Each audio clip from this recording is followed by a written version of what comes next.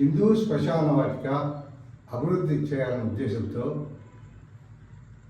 ఈ నెల అంటే 2వ తేదీ జనవరి 2వ తేదీ ఈ ఊర్లో ఉండే కుల సంఘాలందరికీ పిలుపునివ్వడం జరిగింది. అలాగే ఊర్లో ఉండే అన్ని పార్టీలు లీడర్లకు పిలిచాము, అన్ని కుల సంఘాలు పిలిచాము, సిపిఐ అన్ని పార్టీలు పిలిచాము. ఎందుకంటే ఈ శ్మశాన వాటిక అనేది ఊరు పెరుగుతా పోతుంది. శ్మశాన వాటికలు కరువు అయిపోయినాయి. శ్మశాన వాటిక స్థలం కావాలంటే చాలా కష్టం. అందరూ కోట్లు సంపాదించుకుంటారు. లాస్ట్ ఆ బాడీ వేసేదానికి స్థలం లేక ఇబ్బందులు పడుతున్నారు.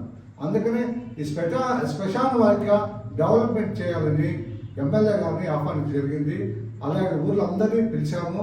ఈ శ్మశాన వాటికలు ఏంది మీటింగ్ అనుకుంటారు. శ్మశాన వాటిక అనేది చాలా ఇంపార్టెంట్.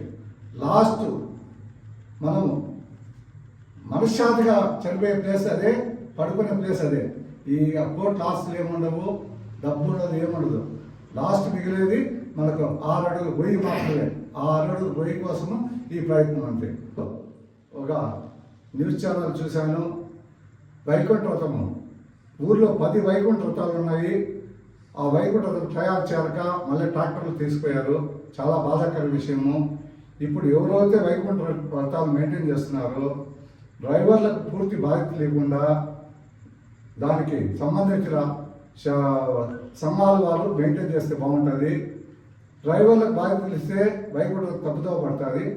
దయచేసి మీకు ఎవరికైనా ఇబ్బంది అయ్యి వైకుంఠ మెయింటైన్ చేయలేమంటే కనుక నా హ్యాండ్ ఓవర్ చేస్తే నేను దాన్ని పూర్తిగా సహకరించి దాన్ని మెయింటైన్ చేస్తానని కోరుచున్నాను.